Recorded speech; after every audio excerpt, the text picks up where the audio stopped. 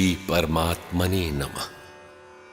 द्वितीय अध्याय साधन पाद। प्रथम अध्याय में योग दर्शनकार महर्षि पतंजलि ने अभ्यास और वैराग्य से साधना का आरंभ बताया।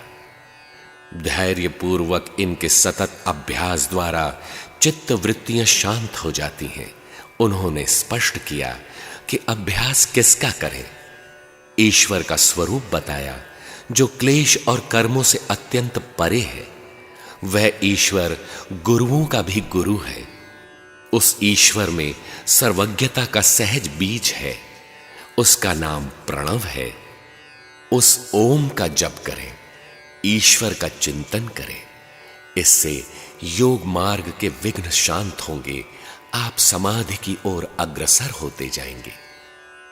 उन्होंने समाधि के सहयोगी साधनों का उल्लेख किया। स्वप्न से सहयोग, आप्त पुरुषों की रहनी और उनके दर्शन से सहयोग लेने का निर्देश दिया। योग का अनुष्ठान जो आपको अभिमत है उसके अनुकूल आशय बदल लेने की सम्मति दी। फिर भी ध्यान जमता नहीं, निरंतर अभ्यास होता नहीं, नाम रूप में चित्त टिकता नहीं। अतः इस द्वितीय अध्याय साधन पाद में संपूर्ण साधन विधि प्रस्तुत करते हैं, जिसमें योग के 8 अंगों का वर्णन लोक विश्रुत है। सर्वप्रथम महर्षि बतलाते हैं कि साधन आरंभ कहां से होता है।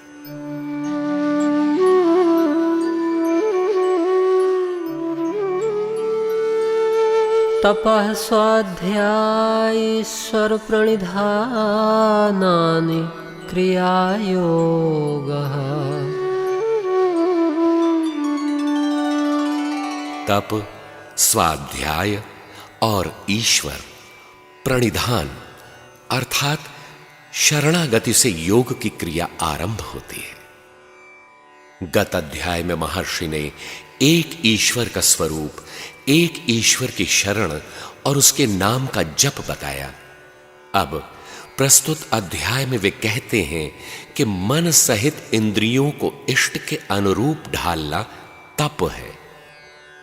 अपने मन का स्वयं अध्ययन करना स्वाध्याय है कि मन कितना लगना चाहिए और कितना लगा पाया हूं। आप्त पुरुषों की वाणी के अनुरूप मैं कितना ढल पाया हूं, अभी कितनी त्रुटियां हैं।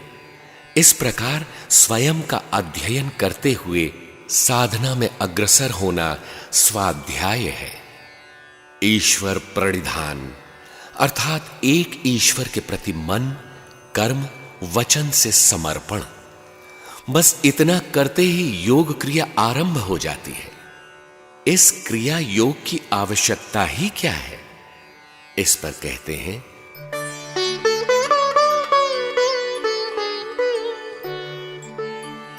समाधि भावनार्थः क्लेश तनु करणार्थश्च। इन क्रियाओं से समाधि के प्रति श्रद्धा भावना स्थिर हो जाती है तथा क्लेश क्षीण होकर बलहीन हो जाते हैं। जिन क्लेशों को क्षीण होना है वे कौन कौन से हैं?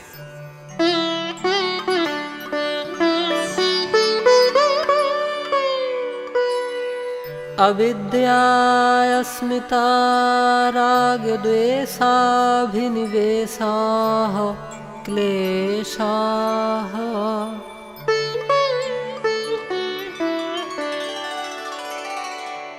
अविद्या, अस्मिता, राग, द्वेष और अभिनिवेश ये 5 क्लेश हैं।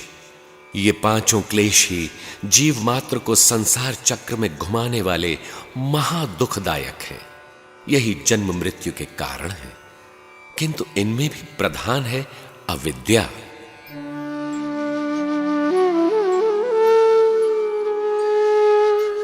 अविद्या क्षेत्रमुत्तरेषां प्रसुप्त तनु विच्छिन्नोदाराणाम्।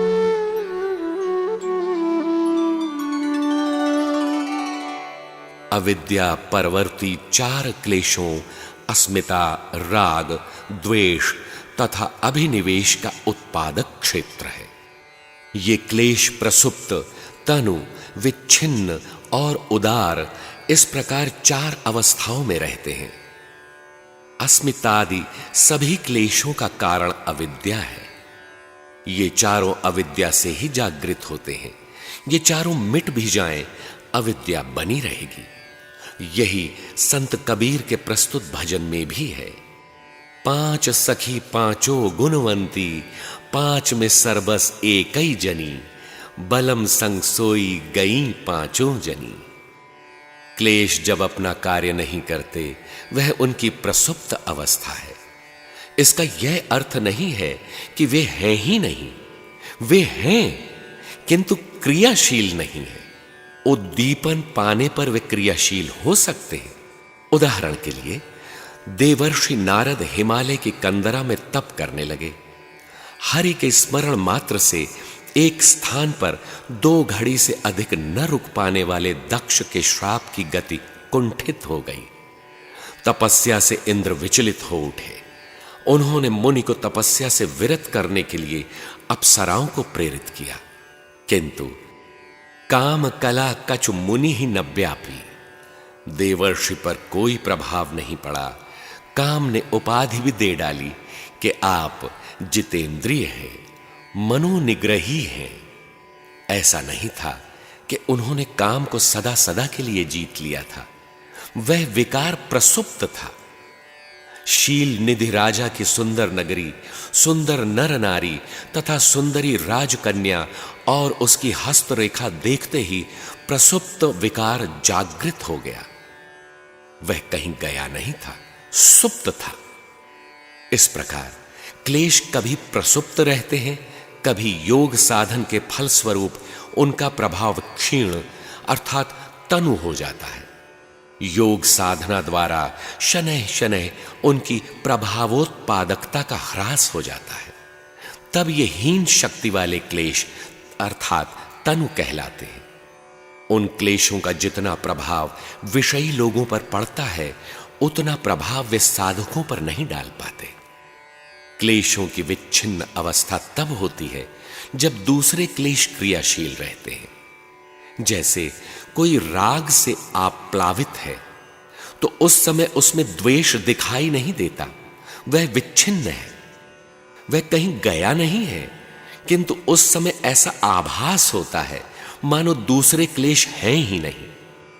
जिस समय कोई क्लेश अपना कार्य पूर्णतः कर रहा हो, वह उस क्लेश की उदार अवस्था है, जो भोग में आकर शांत होने वाला है। यही उसकी उदारता है। इन सभी क्लेशों का मूल कारण जिस अविद्या को इस सूत्र में कहा गया, उसका स्वरूप क्या है?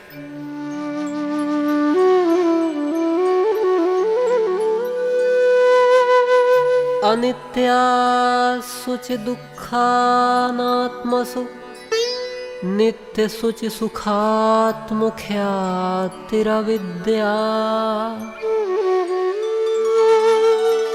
अनित्य, अपवित्र, दुख तथा अनात्मा में क्रमशः नित्य, पवित्र, सुख और आत्मभाव की प्रतीति अविद्या है। सत्य वस्तु है आत्मा, मिथ्या जगत पसार। सत्य अर्थात नित्य, एक रस दृष्टा पुरुष। संसार में शरीर और शरीरों के संबंध अनित्य हैं। इस अनित्य संसार को नित्य मान बैठना अविद्या है। इसी प्रकार जो अपवित्र है, अंततः दुखों का ही कारण है, उसे पवित्र मानना, उसी में सुख की अनुभूति करना अविद्या है। संत कबीर की साखी में है, झूठे सुख को सुख कहे, मानत है मन मोद, जगत चबैना काल का, कुछ मुख में कुछ गोद। भगवान श्री कृष्ण ने गीता में कहा, अर्जुन, आत्मा ही सत्य है और समस्त भूतादिकों के शरीर नाशवान है, इनका अस्तित्व नहीं है, यह सब अनात्मा है। फिर भी शरीरों को आत्मा मानना अविद्या है। यही सब दुख के कारण है। फिर भी उसी सांसारिक वातावरण में ऐश्वर्य और सुख की मान्यताएं गढ़ लेना अविद्या है। सारांशतः जो परमात्मा नहीं है उसी को भगवान माने हुए लोग बैठे हैं। इस प्रकार अनित्य को नित्य, अपवित्र को पवित्र, दुख को सुख और अनात्मा को आत्मा मानना, उसमें व्यस्त रहने का नाम ही अविद्या है। अब शेष क्लेशों में अस्मिता का स्वरूप बतलाते हैं।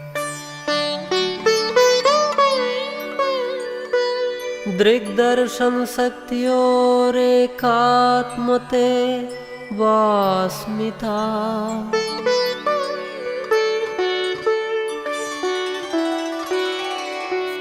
दृक् शक्ति और दर्शन शक्ति, इन दोनों का एक रूप सा हो जाना अस्मिता है।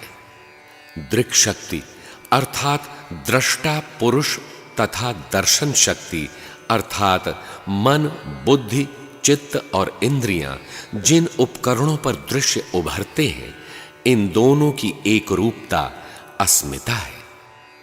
दृष्टा चेतन है और उपकरण जड़। दृष्टा अपने को मन, बुद्धि, चित्त इत्यादि मान बैठता है।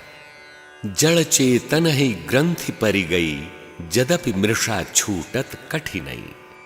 चेतन का जड़ के साथ यही मिश्रण अस्मिता नामक क्लेश है। अब देखें राग।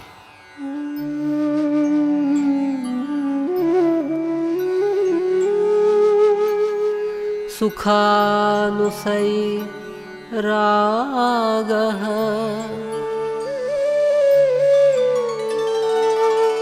सुख की प्रतीति के पीछे दौड़ने वाले मन के स्वभाव को राग कहते हैं। जिस किसी वस्तु में सुख की प्रतीति होती है, तुरंत उससे लगाव हो जाता है। यह भी एक क्लेश है। अनुकूल पदार्थों में सुख की प्रतीति तथा उसे सदैव भोगने की आकांक्षा, आसक्ति है, यही राग है।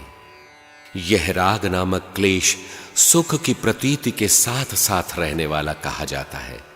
इसी प्रकार द्वेष का स्वरूप देखें।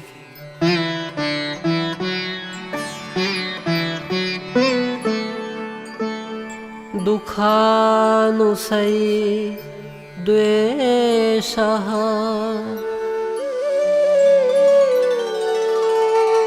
प्रकृति के जिस किसी पदार्थ में दुख की प्रतीति होती है, मन उसका विरोध करने लगता है। यही द्वेष नामक क्लेश है। दुख के पीछे रहने वाली प्रतीति द्वेष है। गीता में भगवान श्री कृष्ण कहते हैं, इंद्रियस्येन्द्रियस्यार्थे रागद्वेषौ व्यवस्थितौ तयोर्न वशमागच्छेत्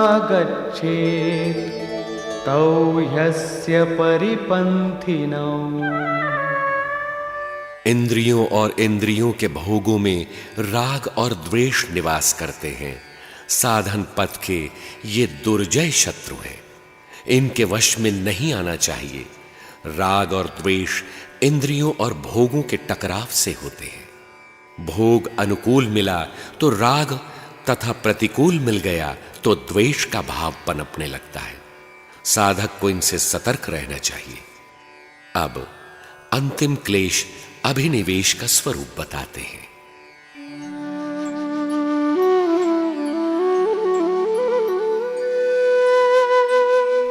स्वरस्वाही विदुषोऽपि तथा रूढ़ोऽभिनिवेशः। पूर्व निवास के प्रति ममत्व अभिनिवेश है, जो मूढ़ों की ही भांति विवेकशील पुरुषों में भी परंपरागत स्वभाव से विद्यमान है। जहां हम पहले निवास करते थे, उसके प्रति खिंचाव, आकर्षण अभिनिवेश है। यह स्वर में प्रवाहित होकर जन्म जन्मांतरों तक पीछा करता है। सांसारिक निवास हमारा घर नहीं है, इसे हमने अपना मान भर रखा है। तवन घर चितिहे रे भाई, तोहरा आवागमन मिट जाई। कह कबीर निज घर चलो, जहां काल नहीं जाए।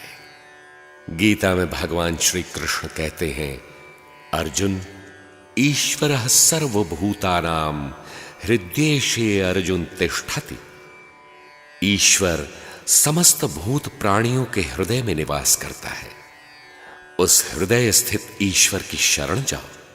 मान लें किसी ने पूर्वाग्रह त्यागा और शरण चला ही गया तो उससे लाभ? भगवान कहते हैं, तत्प्रसादात् परा शांतिम स्थानम प्राप्स्यसि शाश्वतम। उसके कृपा प्रसाद से तुम परम शांति प्राप्त कर लोगे और उस निवास स्थान को पा जाओगे जो शाश्वत है। यही है आपका घर, जहां आपका जीवन सदैव रहेगा, निवास रहेगा। साधक को इस अभिनिवेश से सतर्क रहना चाहिए। अगले पल प्राप्ति होनी है, किंतु एक पल पूर्व तक यह अभिनिवेश पीछा करता है। पूज्य गुरुदेव को विचरण काल में मधवापुर में चातुर्मास्य करने का निर्देश भगवान से मिला था। वहां महाराज सायंकाल विचरण में निकलते थे। एक गृह के समीप पहुंचने पर मन में आकर्षण होने लगा कि घर में घुस जाएं, मानो यह अपना ही घर हो। 2-3 बार ऐसा ही आकर्षण होने पर आपने इष्ट से जानना चाहा कि ऐसा क्यों होता है। भगवान ने बताया कि पिछले जन्म में 2-2.5 महीने इस घर में जन्म लेकर रहने का संस्कार पीछा कर रहा है। आपको जन्म देने वाली माता जी अभी जीवित है। महाराज जी ने भक्तों से जानना चाहा कि उस घर में क्या किसी 2-2.5 महीने के बच्चे का देहांत हुआ है। गांव में चर्चा हुई। वह वृद्धा मां महाराज जी के पास आई, रो रो कर उस पुत्र के गुणों का वर्णन कर रही थी। किंतु महाराज जी ने अनुभव में प्राप्त संकेतों को प्रकाशित नहीं किया। जीव प्रकृति में जहां जहां भी रहता आया है, पूर्व निवास का आकर्षण उसे खींचता रहता है। चित्त वृत्ति शांत प्रवाहित होने पर निर्बीज समाधि की अवस्था में यह क्लेश भी शांत हो जाता है। केवल अविद्या जीवित रहती है।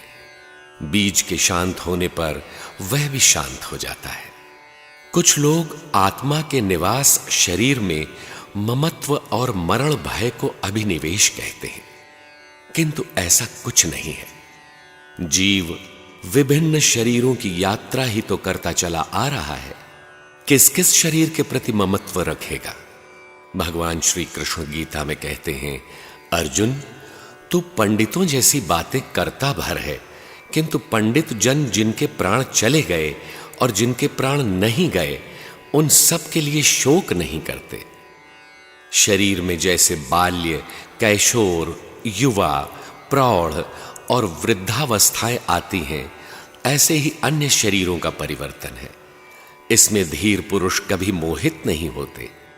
योग साधना में महापुरुषों ने यह भय छोड़कर ही प्रवेश लिया है, किंतु जीव जहां अब तक जीवित रहा है, उस पूर्व निवास के प्रति स्वाभाविक खिंचाव अंतिम संस्कार तक पीछा करता है और मूढ़ों की भांति विवेकशील व्यक्तियों में भी पाया जाता है।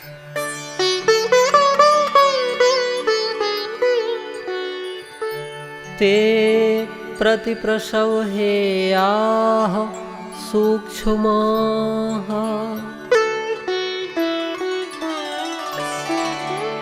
क्रिया योग से सूक्ष्मावस्था को प्राप्त वे क्लेश आत्मपथ के विरोधी विकारों को ही प्रसव उत्पन्न करने वाले हैं।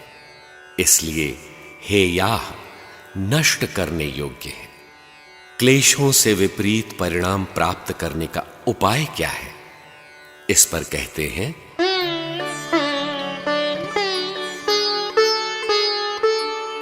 ध्यान हेयास्तद्वृत्तयः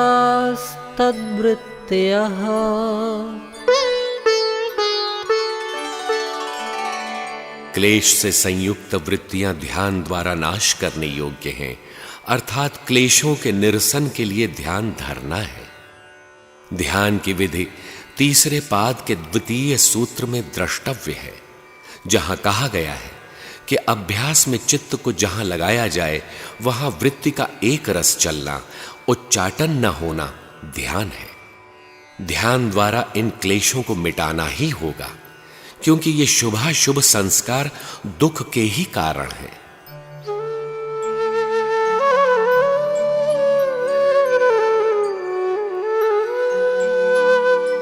क्लेशमूलः कर्माशयो द्रष्टा दृष्टजन्म वेदनीयः। क्लेश का मूल जब तक विद्यमान है तब तक कर्म संस्कारों का समुदाय दृष्ट अर्थात वर्तमान में तथा अदृष्ट अर्थात भविष्य में होने वाले दोनों ही प्रकार के जन्मों में भोगा जाने वाला है। उन भोगों का स्वरूप क्या होगा, वे किस रूप में प्रकट होते हैं? सतिमूले तद्विपाको जात्यायुर्भोगाः। क्लेश रूपी मूल विद्यमान रहने तक तद्विपाक उस कर्म संस्कार के संग्रह का परिणाम जन्म, पुनर्जन्म, आयु और भोग होता ही रहता है। परिणाम के स्वरूप को अधिक स्पष्ट करते हैं।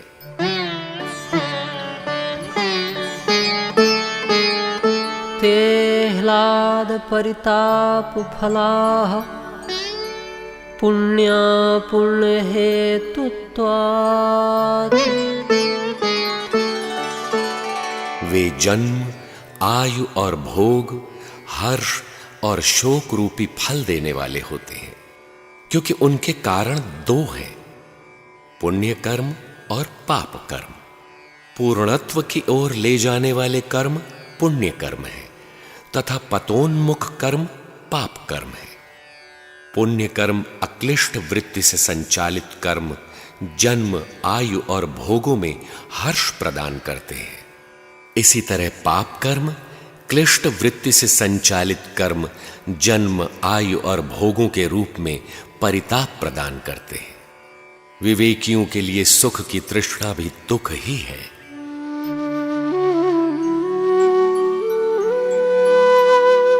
परिणाम ताप संस्कारो दुःखैर्गुणवृत्ति विरोधाच दुःखमेव सर्वं विवेकिनः।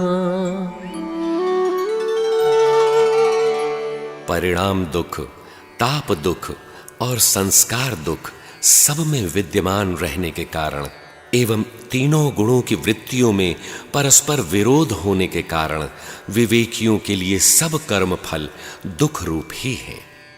प्रत्येक कर्म फल भोग काल के उपरांत परिणाम दुख प्रदान करता है। आज हर्ष भले मान ले, कल इसमें संश्लिष्ट दुख भी आएगा। उसके पास अधिक भोग है, हमारे पास कम क्यों? ऐसी भावना ताप दुख कही जाती है। कभी कभी न चाहता हुआ भी हठात दुख को प्राप्त हो जाता है। यह संस्कार दुख है। गुण वृत्ति विरोधाच सत, रज, तम तीनों गुणों के स्वभाव में विरोध होने के कारण परस्पर विरोधी परिणाम प्रदान करती है।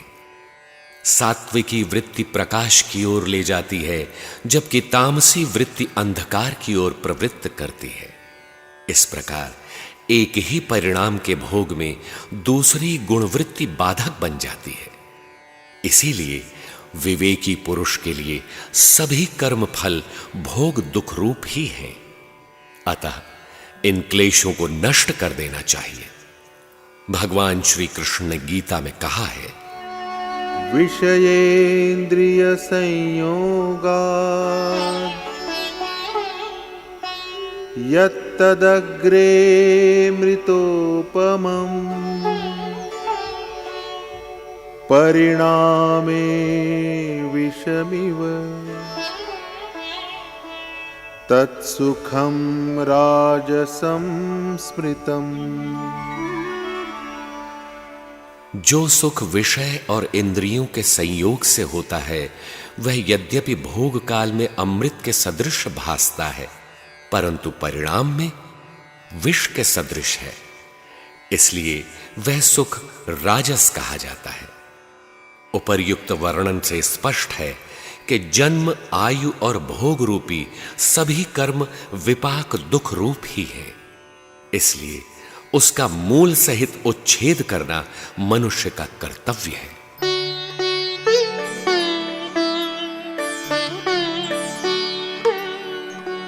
हेयं दुःखमनागतम्।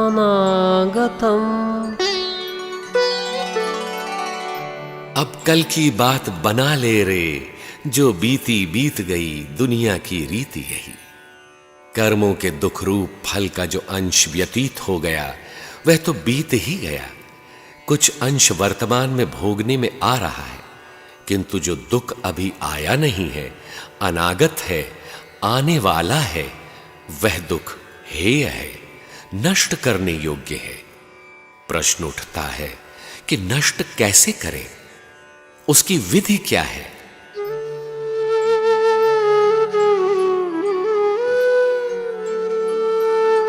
दृष्टृदृश्ययोः संयोगो हेय हेतुः।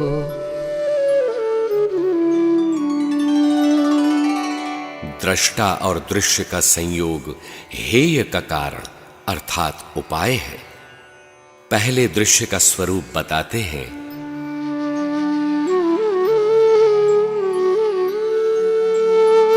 प्रकाश क्रिया स्थित शीलम भूतेन्द्रियात्मकं भोगापवर्गार्थम दृश्यम।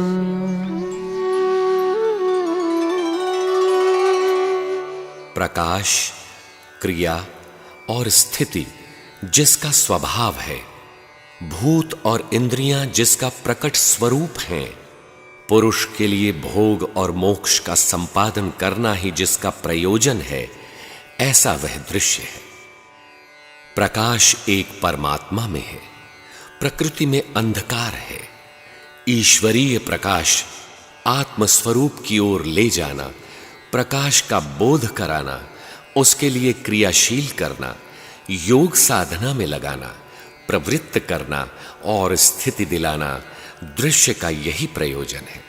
भूत और इंद्रियां जिसका प्रकट स्वरूप है, जो कुछ भी सृष्टि में दिखाई देता है भूत है। भूत और इंद्रियों द्वारा उसको ग्रहण किया जाता है।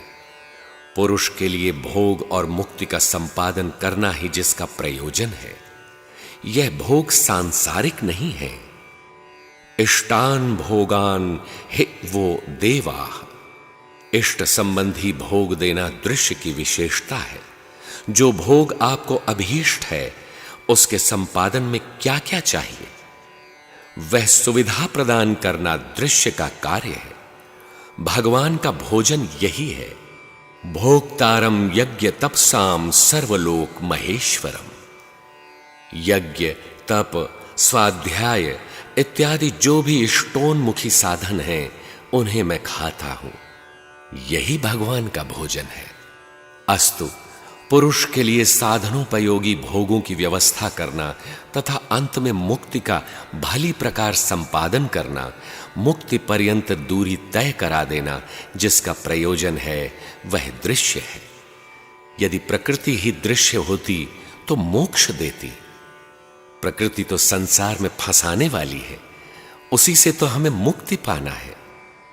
यहां दृश्य प्रकाश स्वरूप ज्योतिर्मय परमात्मा की प्रेरणा है। प्रकाश, क्रिया और स्थिति जिसका स्वभाव है, वह दृश्य है।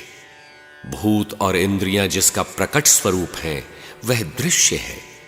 अनुभव में इन भूतों में से जीव जगत से कुछ भी दृश्य आ सकता है जिसे इंद्रियां ग्रहण करती हैं।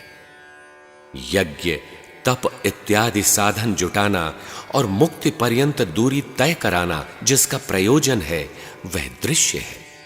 यह दृश्य जिस विधि से प्रसारित करते हैं, उस प्रसारण सूत्र का नाम शब्द है।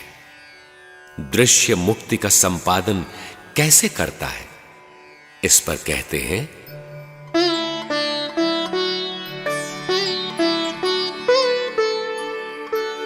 विशेषा विशेष लिंग मात्र लिंगानि गुण परवाणी। विशेष अविशेष, लिंग मात्र और अलिंग, गुण परवाणी। गुण भेद से इन 4 विधियों से दृश्य चलता है। विशेष परमात्मा है, पुरुष विशेष ईश्वर। विशेष का बोध कराना, अविशेष अर्थात प्रकृति का आवरण घना हो रहा है। सचेत हो जाओ, अभ्यास बढ़ाओ। विशेष ईश्वरीय आलोक का बोध कराना कि बढ़ते रहो, साधना ठीक है। लिंग मात्र, स्वरूप प्रकट कर समझना। अलिंग, अदृश्य रूप से समझाना, जैसे अंग स्पंदन, आकाशवाणी या अदृश्य संकेत से भगवान समझाते रहते हैं। कोई दृश्य नहीं रहता और अनुभव मिलता रहता है। गुणों के दबाव के अनुसार ये दृश्य चलते हैं। रामचरितमानस में है, जगु पेखन तुम देख निहारे, बिधि हरि शंभु नचाव निहारे। तेउ न जानहि मरमु तुम्हारा, और तुम्हाही को जान निहारा। जगत दृश्य है, आप देखने वाले हैं। विधि परमात्मा की प्रशक्ति, जिससे साधना जागृत होती है। हरि जो भरण पोषण करता है। शंभु जो शुभ अशुभ संकल्पों का संहार कर स्थिति प्रदान करते हैं। इनको नचाने वाले, इन्हें संचालित करने वाले स्वयं भगवान हैं। वे संचालित तो होते हैं, किंतु ईश्वरीय रहस्य वे भी नहीं जानते। अन्य कोई क्या जानेगा? अर्थात भगवान रथी होते हैं, संचालन करते हैं। अब दृष्टा का स्वरूप बताते हैं।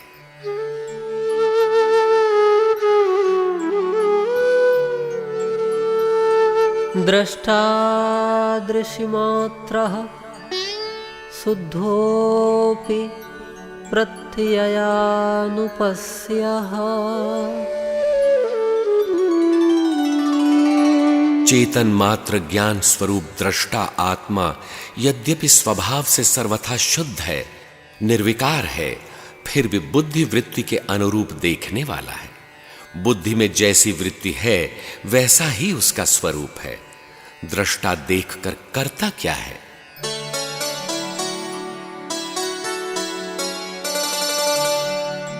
तदर्थ एव दृश्यस्य आत्मा।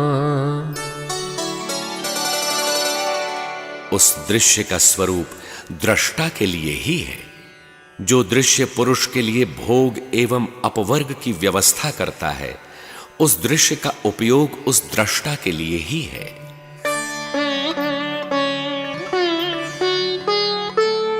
कृतार्थं प्रतिनष्टमप्यनष्टं तदन्य साधारणत्वात्।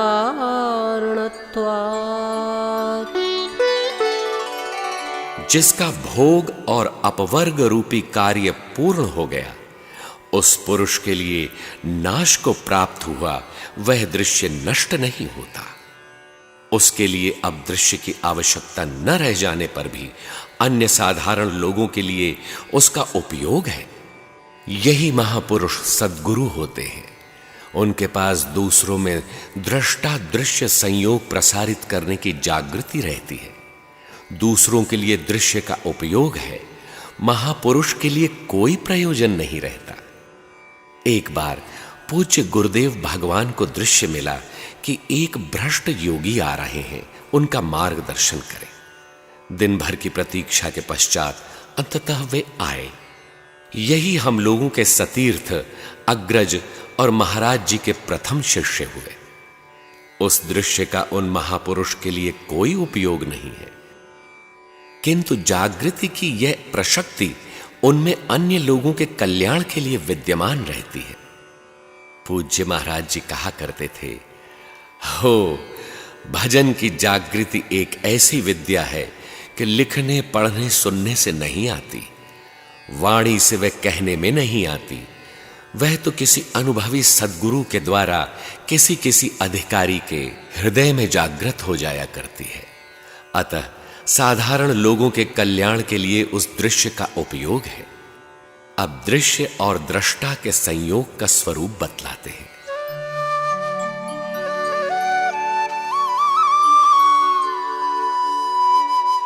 स्वस्वामी सत्योः स्वरूपोपलब्धि हेतुः संयोगः। स्वशक्ति जो मुक्ति का संपादन करती है, अर्थात दृश्य, और स्वामी शक्ति अर्थात पुरुष, इन दोनों का मिलन और कार्य करने लग जाना, जो स्वरूप प्राप्ति का कारण है, वह संयोग है। दृश्य और दृष्टा, स्वशक्ति और स्वामी शक्ति कार्य करने लगे, यही है संयोग। इसी से भजन जागृत होता है। संयोग की आवश्यकता क्यों पड़ी? तस्य हेतुः अविद्या। इस संयोग का कारण अविद्या है। अविद्या के मिटने के साथ ही संयोग भी मिट जाता है। मिटी तो अविद्या, संयोग क्यों मिट गया? इसका कारण भी अविद्या ही है। न ये होती, न दृष्टा को दृश्य समझाना पड़ता। दृश्य ने अपवर्ग की व्यवस्था कर दी, तो कृतार्थ महापुरुष के लिए न तो दृश्य की आवश्यकता है, न संयोग की उपयोगिता।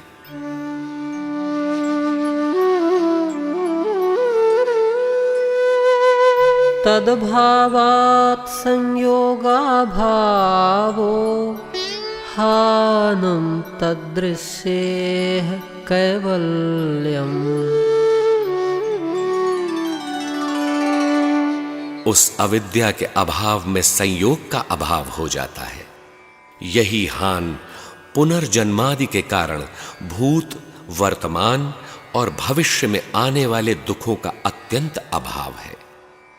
वही चेतनात्मा का कैवल्य पद है, अमृतमय अविनाशी पद है। यह कैवल्य पद कैसा है? दुखों का अत्यंत अभाव हान कब हो जाता है?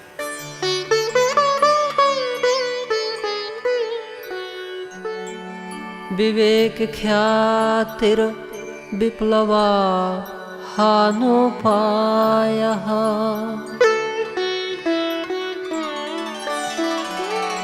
निश्चल और निर्दोष विवेक ज्ञान युक्त हान दुखों के अत्यंत अंत का उपाय है। विवेक ख्याति उस अवस्था का नाम है जब विवेक अपना परिणाम देने की अवस्था पार कर परिणाम दे चुका हो। विवेक ख्याति हान का उपाय है। उस अविद्या के अभाव से संयोग का अभाव हो जाता है। फिर अब भगवान किसे समझाएं, किसे पढ़ाएं? अतः वह संयोग उस महापुरुष के लिए नष्ट हो जाता है। वही हान है, क्योंकि अब न उसके लिए बंधन है, न मुक्ति का संपादन शेष है। पुनर्जन्मादि दुखों का अभाव हान है। वही इस चेतनात्मा का कैवल्य है। निश्चल, निर्दोष विवेक ख्याति अपनी पराकाष्ठा पर है। यही हानोपाय दुख मुक्ति का उपाय है। उस समय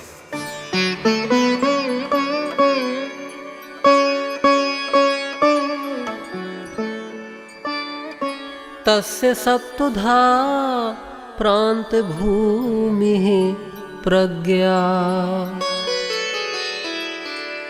उस विवेक ख्याति ज्ञान की 7 अवस्थाएं होती हैं। 7 भगवत पथ की 7 भूमिकाएं हैं। महर्षि ने तो इनका नामोल्लेख नहीं किया, किंतु अन्यान्य ग्रंथों में इन्हें शुभेच्छा, सुविचारणा, तनुमानसी, सत्वापत्ति, असंसक्ति, पदार्थ भावना और तुर्यगा कहा गया है। यह विवेक ख्याति कब प्राप्त होती है? इस पर कहते हैं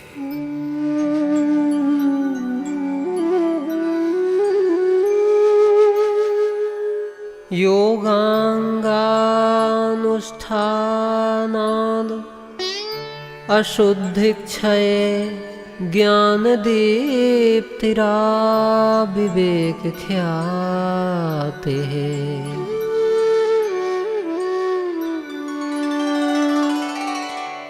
योग के विभिन्न अंगों के अनुष्ठान से अशुद्धि का नाश होने पर ज्ञान का प्रकाश विवेक ख्याति पर्यंत हो जाता है।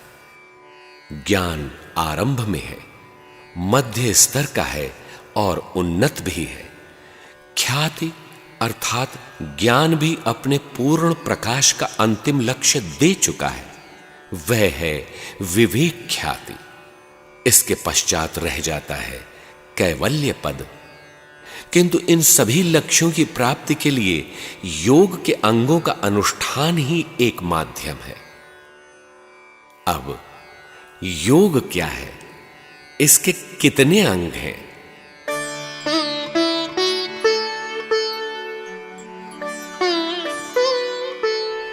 यम नियम आसन प्राणायाम प्रत्याहार धारणा ध्यान समाधयोष्टावंगानि।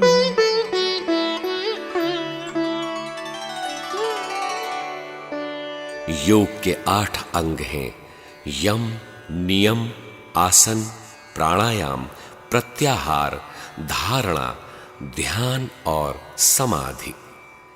इनमें योग के प्रथम अंग यम का वर्णन करते हैं।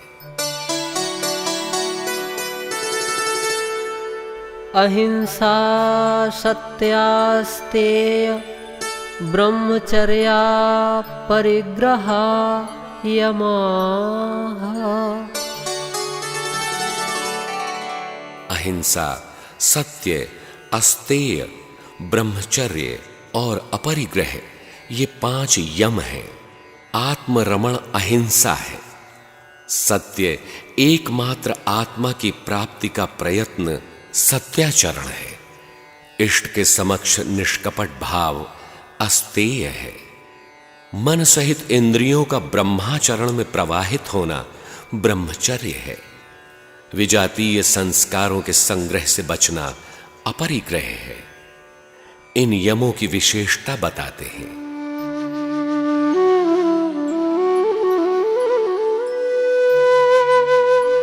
जाति देश काल समयानवच्छिन्नाः सार्वभौमा महाव्रतम्।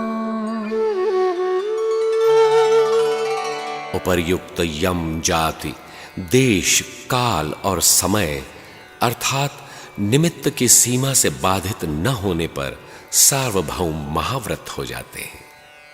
चित्त की वृत्तियों का एक प्रकार से दूसरे प्रकार में परिवर्तन जाति अर्थात जन्म है। मनुष्य वैसा ही है जैसा उसके चित्त वृत्ति का प्रवाह है, जिसमें निम्न अवस्था से उन्नत अवस्थाओं का क्रम आता रहता है। काक भुषुंडी को अजगर का तन मिला, कौवे का शरीर मिला, जड़ भरत को मृग का शरीर मिला। भगवान बुद्ध पिछले सैकड़ों जन्मों में विभिन्न योनियों में थे। उन सब में यमों का पालन होता रहा। इस तरह देश में अर्थात नाम, रूप या योग के किसी अंग में जहां चाहे मन को लगा ले।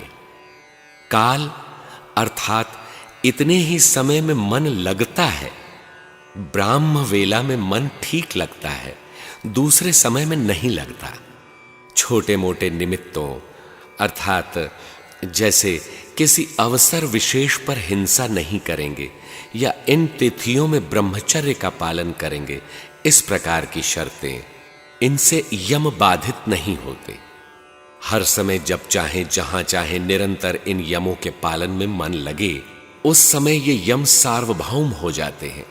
सभी योनियों अर्थात भूमियों में, सभी समय में, सब अवस्थाओं में, सभी देशों में, सभी निमित्तों में अबाध रूप से जब इनका आचरण होने लगता है, तब यह महाव्रत कहलाते हैं। यमों का वर्णन कर अब नियमों का वर्णन करते हैं।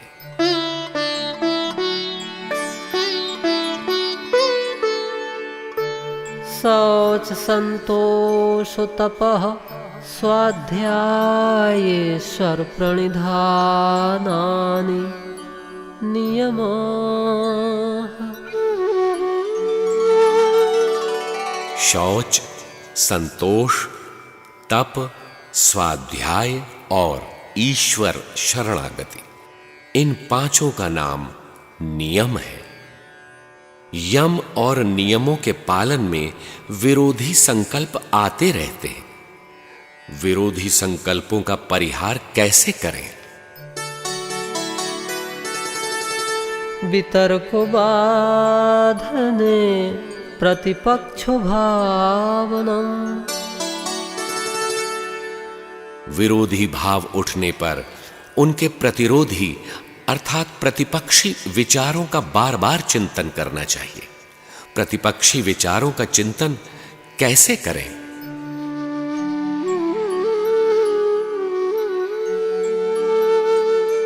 वितर्का हिंसादयः कृतकारितानुमोदिता लोभ क्रोध मोह पूर्वका मृदुमद्याधिमात्रा दुःखा ज्ञानानंतो फला इति प्रतिपक्षो भावनम्। यम नियमों के पालन के समय उनके विरोधी भाव आते हैं, जैसे सत्य के स्थान पर असत्य, अस्तेय के स्थान पर चोरी, ब्रह्मचर्य की जगह वासना, अपरिग्रह में संग्रह, शौच की जगह अशुद्धि, ये विरोधी भाव आते हैं। इन्हें वितर्क, विरोधी तर्क कहा जाता है। ये 3 प्रकार के होते हैं: कृत, कारित और अनुमोदित, अर्थात स्वयं किए हुए, दूसरों से करवाए हुए तथा अनुमोदन किए हुए। विरोधी विचार क्यों आते हैं? इसका कारण लोभ, क्रोध और मोह है। इनसे प्रेरित होकर मनुष्य तपस्या में लापरवाही करने लगता है। इनसे प्रेरित वितर्क की मात्रा किसी में अल्प, किसी में मध्यम तथा किसी किसी को अत्यधिक प्रभावित करती है। इन वितर्कों के प्रतिपक्षी विचारों की भावना करनी चाहिए कि वितर्क के भाव दुख और अज्ञान रूपी अनंत फल देने वाले हैं। ये पुनः नरक की ओर, पतन की ओर ले जाएंगे। यही सब तो अभी तक किया गया, फिर वही। हे मन, तू तो इनसे मुक्त होने के लिए आया है। किस महापुरुष के शरण में हो? क्या अपने साथ गुरु महाराज की विमल कीर्ति पर प्रश्न चिन्ह लगाओगे? मन को इस तरह समझाना प्रतिपक्ष भावना है। अब यम नियमों की पराकाष्ठा बताते हैं।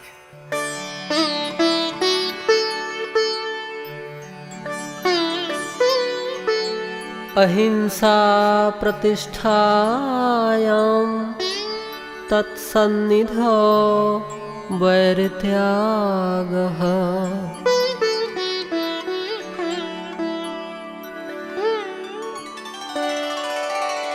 अहिंसा की दृढ़ स्थिति हो जाने पर उस योगी के सन्निकट सब प्राणी वैर त्याग देते हैं, क्योंकि उनके चतुर्दिक वायुमंडल शांत रहता है। ऐसे महापुरुषों के निवास स्थल, आश्रमों की व्यवस्था भी विलक्षण होती है।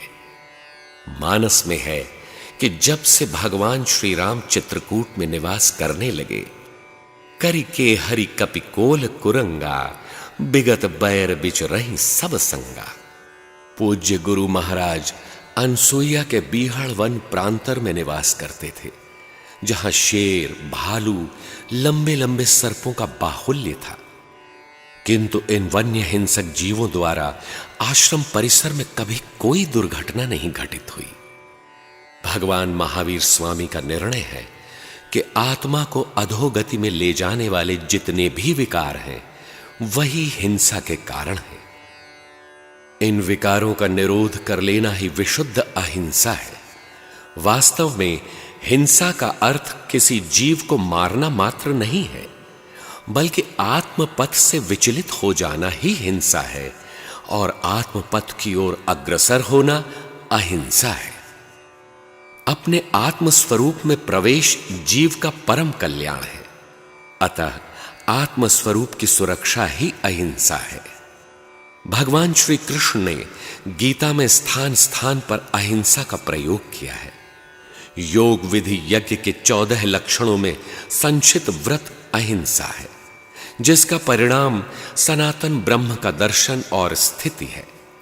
स्वरूप में स्थित महापुरुष क्षेत्रज्ञ हैं और क्षेत्रज्ञ के लक्षणों में एक है अहिंसा। दैवी संपद जो परम देव परमात्मा में प्रवेश दिलाती है, मोक्ष प्रदान करती है। उनमें इंद्रियों का दमन, मन का शमन, अनुभवी उपलब्धि, वास्तविक जानकारी इत्यादि 26 लक्षणों में एक अहिंसा है। अर्जुन, आत्मा ही शत्रु और आत्मा ही मित्र है। जिस पुरुष के द्वारा मन सहित इंद्रियां जीती गई हैं, उसके लिए उसी की आत्मा मित्र बनकर मित्रता में बरतती है, परम कल्याण करने वाली होती है। जिन पुरुषों द्वारा मन सहित इंद्रियां नहीं जीती गईं, उनके लिए उन्हीं की आत्मा शत्रु है, शत्रुता में बरतती है, अधम और निम्न योनियों का कारण बनती है। इसलिए पुरुष को चाहिए कि अपने द्वारा अपनी आत्मा का उद्धार करे, अधोगति में न पहुंचाए। अहिंसा प्राप्त महापुरुष के सन्निकट इस वैर के कारणों का त्याग हो जाता है, संयम सधता जाता है, आत्मा की स्थिति मिलती जाती है, आत्मोद्धार होता जाता है। यह शिक्षा महापुरुष देते हैं। अतः अहिंसा किसी विरले महापुरुष के क्षेत्र की वस्तु है। ऐसे महापुरुष के चतुर्दिक एक प्रभाव क्षेत्र निर्मित हो जाता है। जैसा काकभुषुंडी आश्रम का प्रभाव था कि व्यापहि तह न अविद्या जो जन एक प्रजंत। वहां का वायुमंडल शुद्ध और शांत हो जाता है। उनकी परिधि में जो भी पहुंच जाता है, उसमें भी योग के संस्कारों का सूत्रपात हो जाता है। वैरत त्याग। दुनिया में वैरी काटे जाते हैं, अहिंसा में त्यागे जाते हैं। वैरी कौन है? मनुष्य न चाहता हुआ भी किसकी प्रेरणा से पाप का आचरण करता है? भगवान श्री कृष्ण कहते हैं, कामैष क्रोधैष रजो गुण समुद्भवः महाशनो महापाप्मा विद्येनमिह वैरिणम्।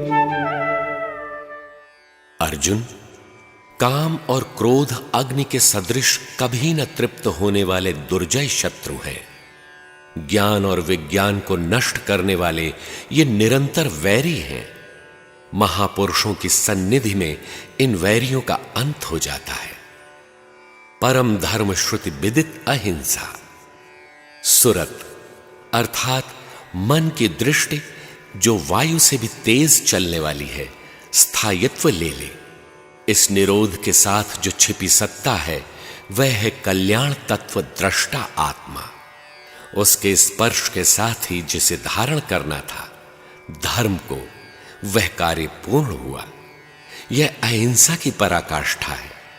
ऐसे महापुरुषों की दृष्टि पड़ते ही व्यक्ति हिंसा के मार्ग से हटकर अहिंसा की राह पर आ जाते हैं, जैसे वाल्मीकि, अंगुलीमाल इत्यादि। पूज्य गुरुदेव भगवान के सानिध्य में अनसुईया क्षेत्र के दस्युओं की वृत्ति बदल गई। वे भजन करने लग गए। दूसरा यम है सत्य। उसकी पराकाष्ठा कहां तक है?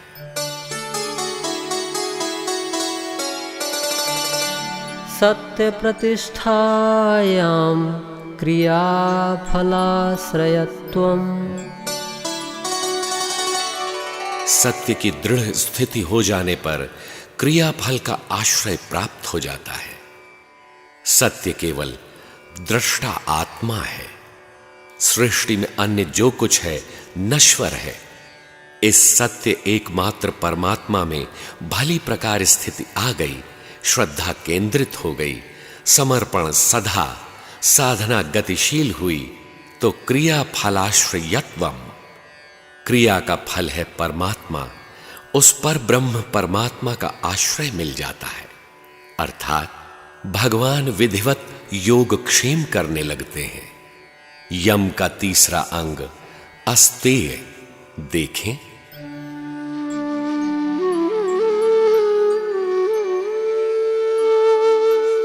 अस्तेय प्रतिष्ठायां सर्वरत्नोपस्थानम्।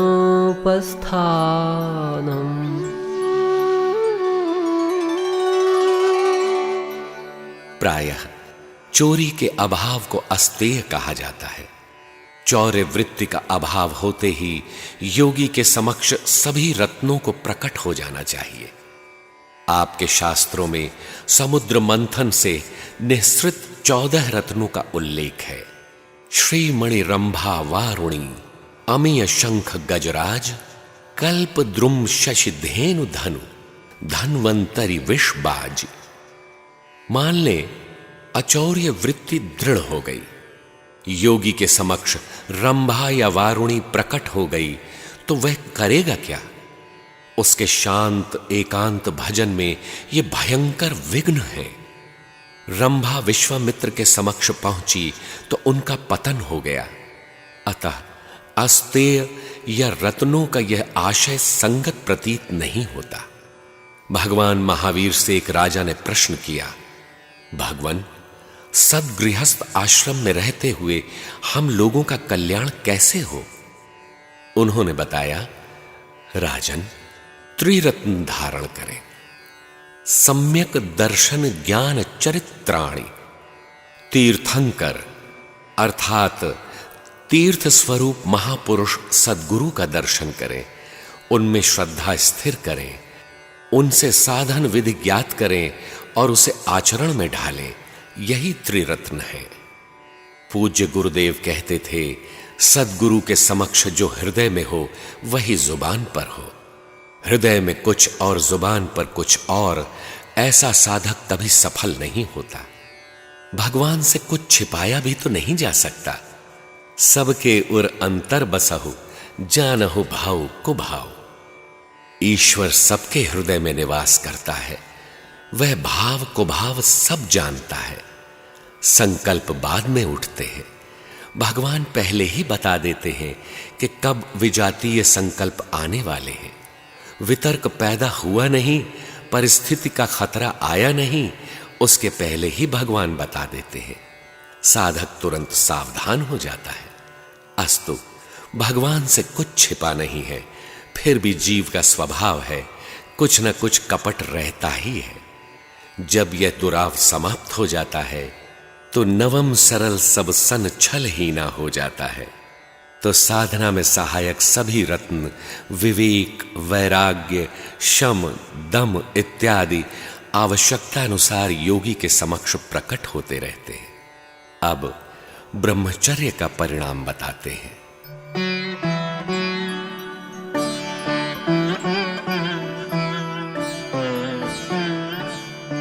ब्रह्मचर्य प्रतिष्ठायां वीर्यलाभः।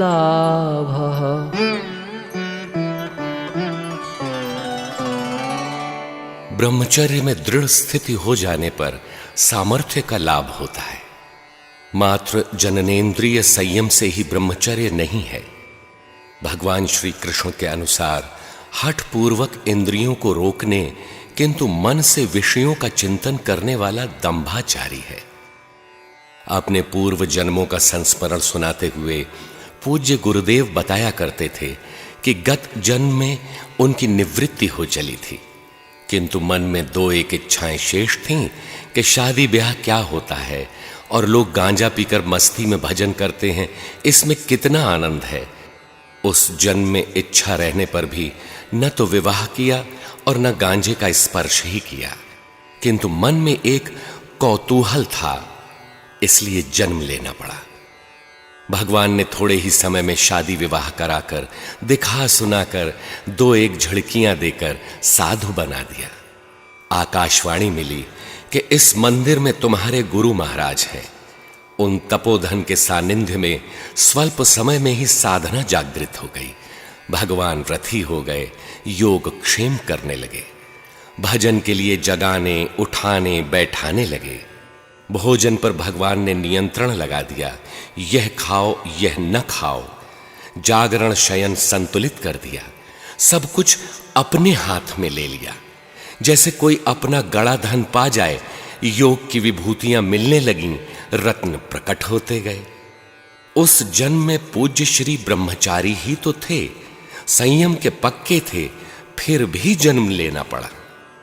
कुतर्क शांत होता है ब्रह्माचरण से, मन सहित इंद्रियों को समेटकर ब्रह्म चिंतन में लगने से।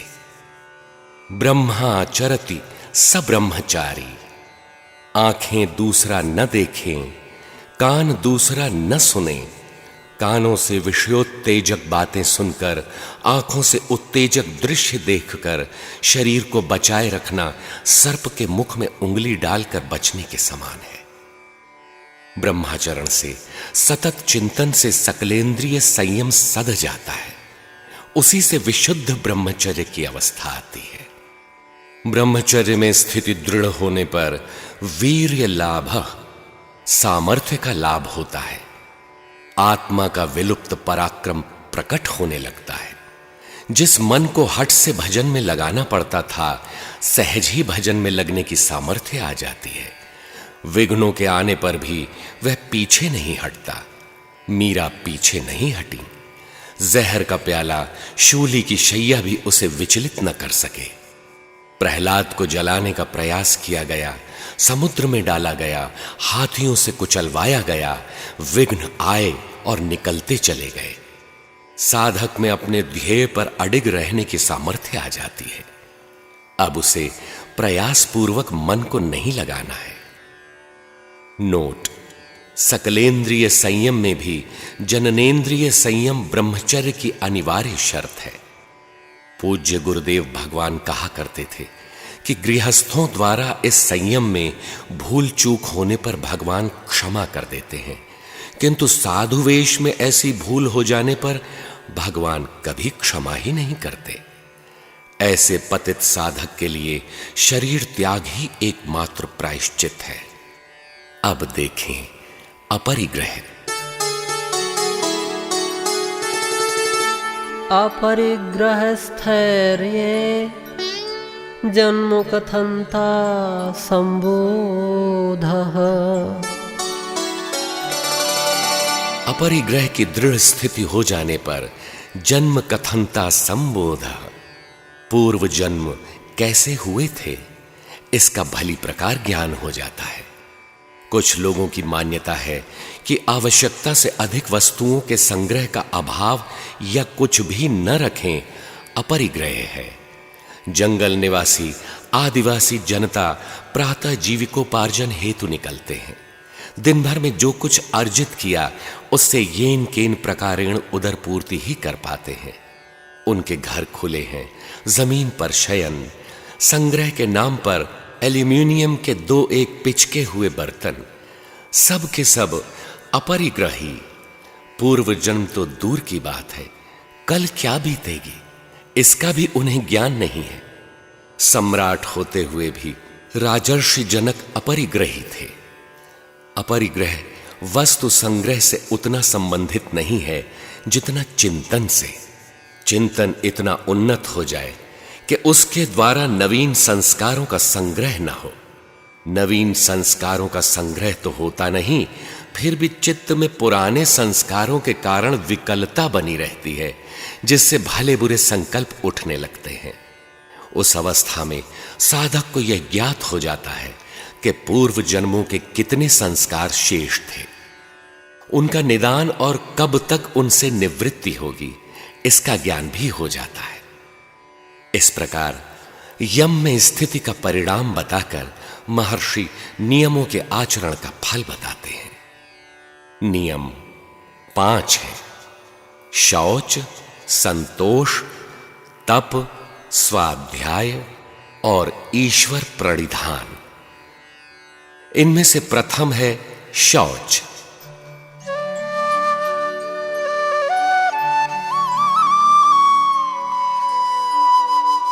शौचात् स्वाङ्गजुगुप्सा परैर्संसर्गः।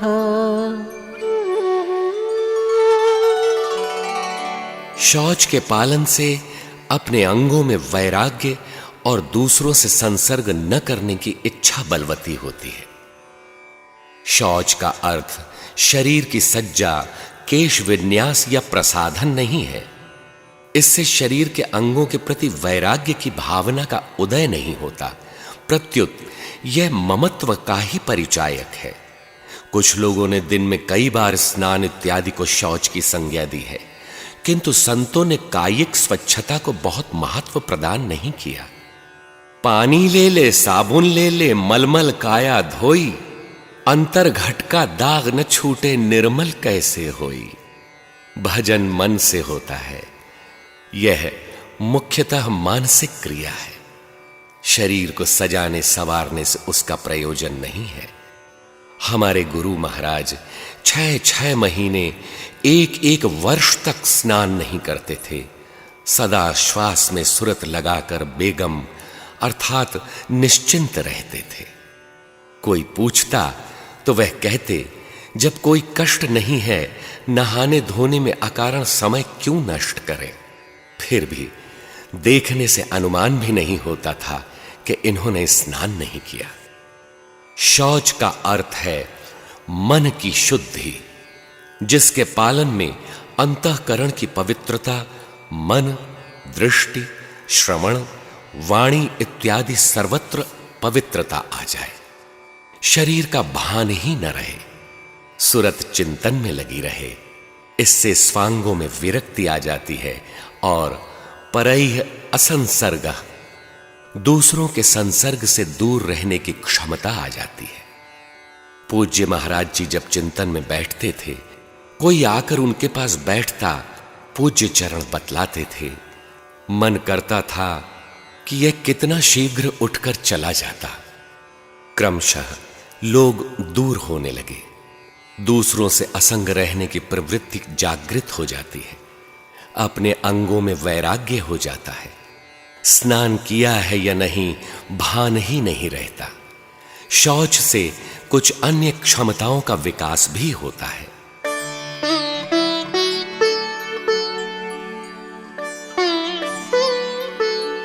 सत्व शुद्धि सौमनस्य एकाग्र इंद्रियजयात्मदर्शन योगत्वानि च।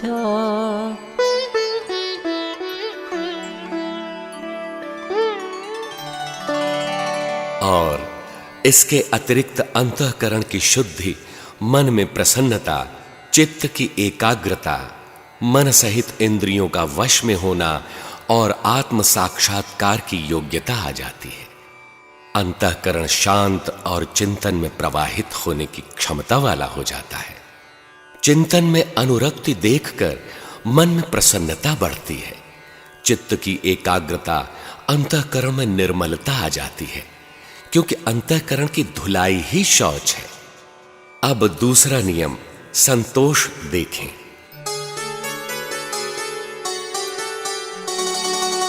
संतोषादनुत्तम सुखलाभः। संतोष से सर्वोत्तम सुख का लाभ होता है, जिससे उत्तम कोई सुख नहीं है। ऐसा सुख मात्र परमात्मा में है। संतोष की पराकाष्ठा में उन प्रभु से तोष मिलने लगता है। जो आनंद सिंधु सुख राशि, सी करते त्रैलोक सुपासी। भगवान आनंद के सिंधु हैं, सुख की राशि हैं।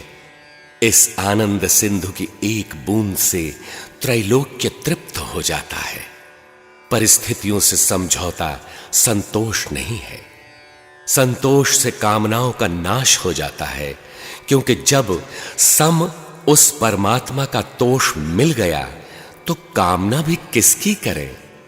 आगे ऐसी कोई सत्ता नहीं जिसकी स्पृहा हो सके। अब तप का सर्वोपरि परिणाम बताते हैं।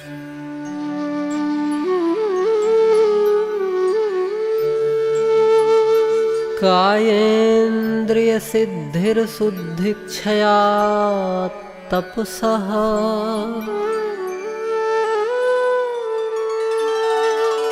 तप के अनुष्ठान से जब अशुद्धि का नाश हो जाता है, तब कायेंद्रिय सिद्धि, शरीर और इंद्रियों की सिद्धि हो जाती है। उस समय इंद्रियों को जहां चाहें आप लगा सकते हैं। सर्दी गर्मी जिस वातावरण में रखना चाहें, राग द्वेष से रहित रख सकते हैं। सामान्य जीव जहां तहां इंद्रियतान्यो, इंद्रियों के बहाव में खींच जाता है। गीता में भगवान कहते हैं कि विषयों में विचरती हुई जिस इंद्रिय के साथ मन रहता है, वह एक ही इंद्रिय अयुक्त पुरुष के मन का अपहरण उसी प्रकार कर ले जाती है जैसे झंझावात नाव का अपहरण कर उसे डुबो देता है। इसलिए पहले इंद्रियों का संयम कर मन को साधना में लगा। मन सहित इंद्रियों को इष्ट के अनुरूप तपाना तप कहलाता है। अब देखें स्वाध्याय का स्वरूप।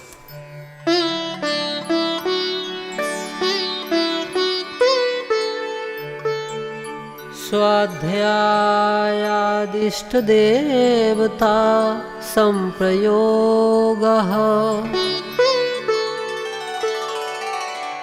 स्वाध्याय का अर्थ है स्वयं का अध्ययन।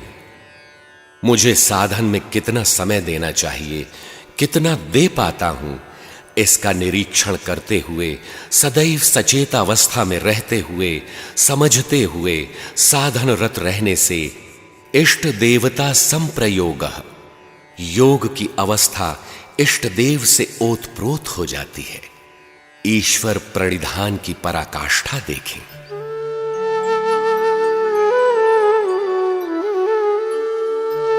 समाधि सिद्धि ईश्वर प्रणिधानात्।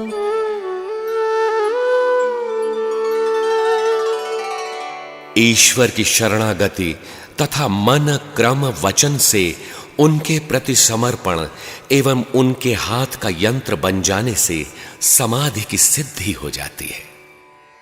ईश्वर पर निर्भर करने वाले साधक का योगक्षेम भगवान स्वयं देखते हैं।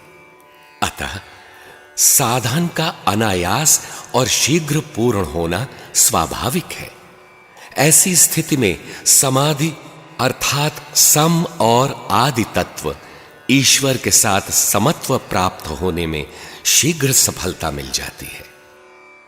अब आसन का स्वरूप देखें।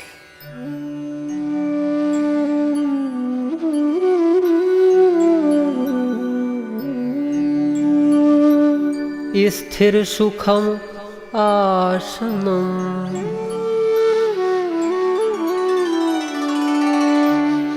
निश्चल सुखपूर्वक बैठने का नाम आसन है। आसन लगाकर बैठना तो सरल है, लेकिन सुख कहां? सुख का उतार चढ़ाव मन पर है, तन पर नहीं। यह आसन कैसे सिद्ध होता है, यह बताते हैं। प्रयत्न शैथिल्यानंत समापत्तिभ्याम। उक्त आसन प्रयत्न की शिथिलता से और अनंत अर्थात परमात्मा में मन लगाने से सिद्ध होता है। यदि शरीर के ही बैठने का नाम आसन होता तो अनंत अर्थात परमात्मा में मन लगाने की क्या आवश्यकता थी? अनेक विभूतियां ऐसी रही हैं, जैसे महर्षि अष्टावक्र, गुरु महाराज के गुरुदेव पूज्य सत्संगी महाराज जी, जिनके पांव टेढ़े मेढ़े थे। आसन की मुद्रा का प्रश्न ही नहीं उठता, कभी बनी ही नहीं, किंतु वे अपने युग के सर्वोपरि महापुरुष थे। प्रयत्न शैथिल्य अर्थात यम नियम तप स्वाध्यायादि में जो प्रयत्न चलता है, उस प्रयत्न में शिथिलता आ जाए, इनका पालन सहज स्वाभाविक होने लगे, एक बार जहां मन लगाया शांत प्रवाहित होने लगे, इस प्रकार एक परमात्मा में भली प्रकार मन लग जाने से आसन सिद्ध हो जाता है। अतः यह आसन मन का है। मन का स्थिरीकरण ही आसन है। भजन के लिए शरीर की एक निर्धारित मुद्रा है, जिसमें शरीर, शिर, मेरुदंड और गर्दन एक सीध में होने चाहिए। आंखें अर्धोन्मीलित, नासाग्र दृष्टि आवश्यक है। किंतु महर्षि पतंजलि ने मन के शांत स्थिर टिकने को ही आसन की संज्ञा दी है। आसन मारे क्या भया, मुई न मन की आस, ज्यों कोल्हू के बैल को घर ही कोस 50। मन में उभरने वाली आशाएं हैं जो स्थिर बैठने नहीं देती। आसन का प्रभाव क्या होता है?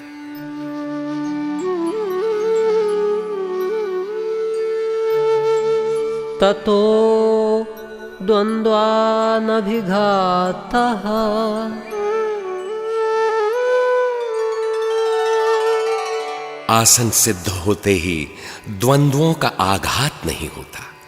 राग द्वेष, भले बुरे, उद्वेग द्वंद्व हैं जो मन को दुविधा में डाल देते हैं। प्रकृति के विरोधी पहलू से भी उसके हृदय में कोई प्रभाव नहीं पड़ता।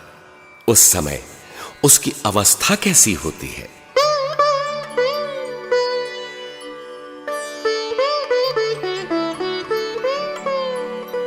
तस्मिन् सति श्वास प्रश्वासयोर्गतिविच्छेदः प्राणायामः।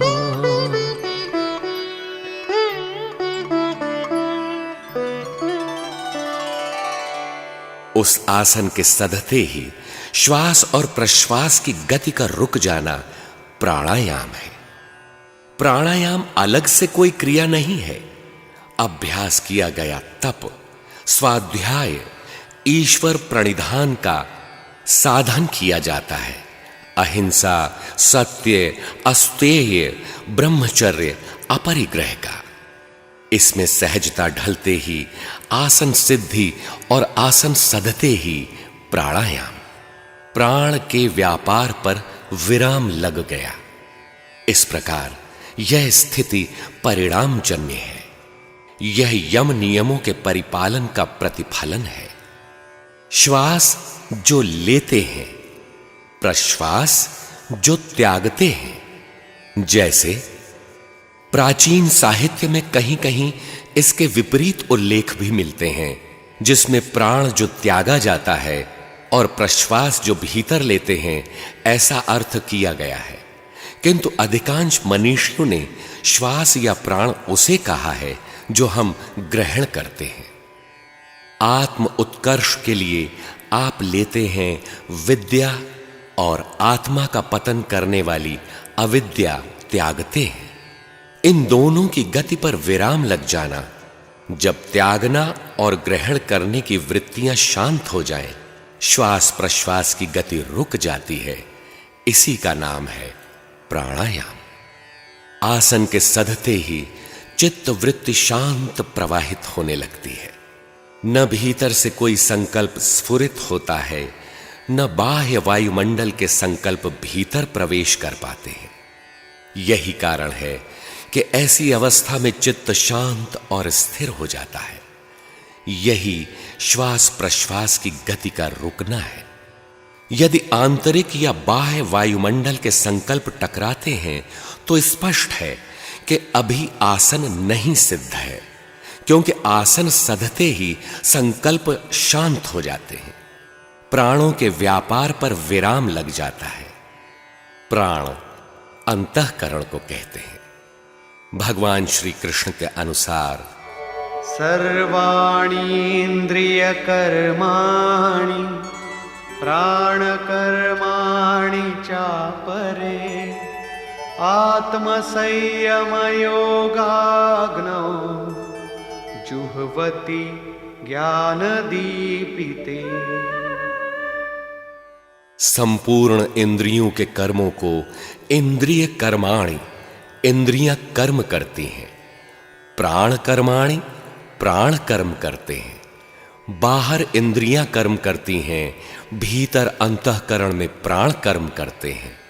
दोनों के कर्मों को ईश्वरीय निर्देशन से प्रकाशित आत्मा में संयम रूपी योगाग्नि में हवन करना योग है।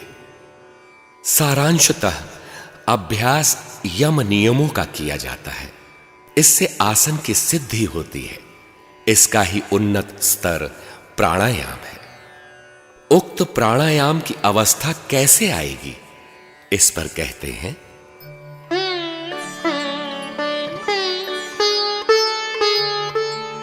बाह्याभ्यन्तरस्तंभ वृत्तिः देश काल संख्याभिः परिदृष्टो दीर्घ सूक्ष्मः।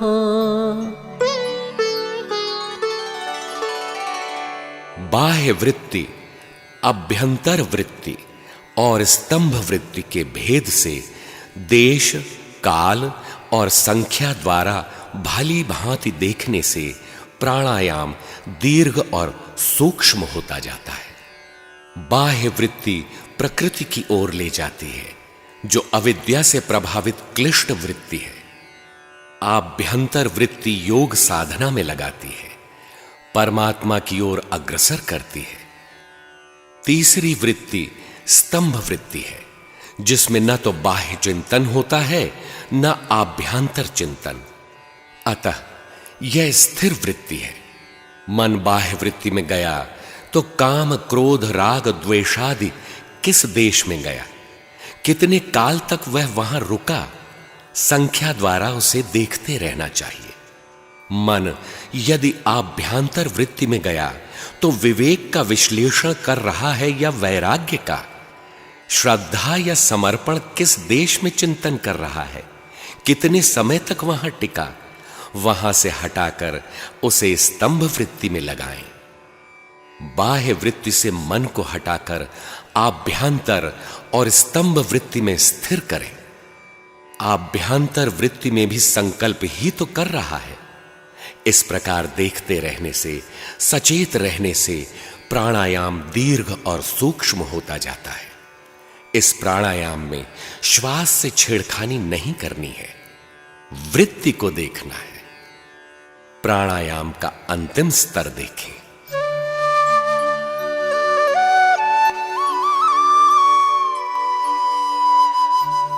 बाह्याभ्यंतर विषयाक्षेपी चतुर्थः। बाहर और भीतर के विषयों का रुक जाना, त्याग हो जाना चौथा प्राणायाम है। न बाह्य विजातीय संकल्प उठें, न आभ्यंतर के अक्लिष्ट दैवी संपत्ति के ही संकल्प उठें। सुरत सहज प्रवाहित है। यह प्राणायाम की चतुर्थ सर्वोन्नत अवस्था है। यही शुद्ध प्राणायाम है, जिसमें प्राणों के व्यापार पर विराम लग जाता है। प्राणायाम वृत्तियों का निरोध है, न कि श्वास का। श्वास तो शरीर की जीवनी शक्ति है। जैसे आंख, कान, नाक क्रियाशील है, वैसे ही श्वास शरीर को शक्ति प्रदान करता है। इसे रोकना, घटाना या बढ़ाना नहीं है। श्वास के साथ भले बुरे संकल्प भी मिश्रित रहते हैं। दोनों ही प्रकार के संकल्पों को ग्रहण न करने की क्षमता प्राणायाम है। प्राणायाम में श्वास को कुछ नहीं करना होता है, केवल चित्त को विषयों से हटाना है। श्वास तो बच्चों में बच्चों जैसी, वृद्धों में वृद्ध जैसी, प्रौढ़ों या युवकों में उनके आयु के अनुपात में चलती ही है। इसमें छेड़खानी करने से बीमारी हो सकती है। चित्त बाह्य आभ्यंतर से स्तंभ वृत्ति में स्थिर करें। विषयों का शांत हो जाना, चित्त का शांत प्रवाहित स्थिर होकर चलना प्राणायाम है। इससे लाभ ततः क्षीयते प्रकाशावरणम्।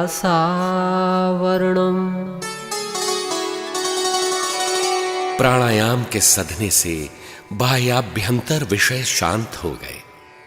प्राण का व्यापार शांत प्रवाहित हो गया। प्राणों के व्यापार में विराम लग गया। प्राण एक आयाम में स्थिर हो गया। इस प्राणायाम से ज्योतिर्मय परमात्मा और साधक के बीच जो आवरण बाह्य या आभ्यंतर वृत्तियों का था, वह आवरण क्षीण हो जाता है। रहता अवश्य है, किंतु वह आवरण निष्प्राण हो जाता है। इस प्राणायाम से एक अन्य लाभ भी है।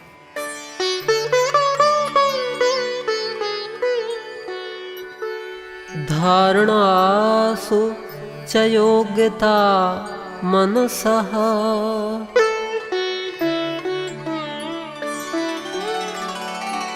प्राणायाम से मन में धारण करने की योग्यता आ जाती है। आज आप ध्यान में रूप धारण करने का प्रयास करते हैं या मन को नाम में लगाते हैं, किंतु थोड़ी ही देर में आप पाते हैं कि नाम या रूप मन से भाग जाते हैं। मन में धारण करने की क्षमता का अभाव पाया जाता है, किंतु प्राणायाम के सधते ही मन में धारण करने की योग्यता आ जाती है, जिससे नाम, रूप या योग साधना के किसी भी अंग में मन का संयम सहज हो जाता है। इससे उन्नत स्तर है प्रत्याहार।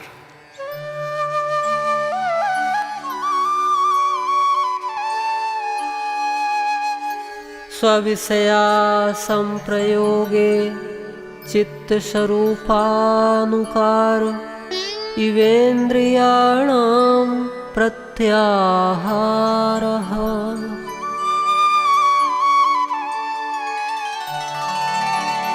जब इंद्रियां अपने विषयों के संबंध से रहित होकर चित्त के स्वरूप में तदाकार सी हो जाती हैं, उसी का नाम प्रत्याहार है।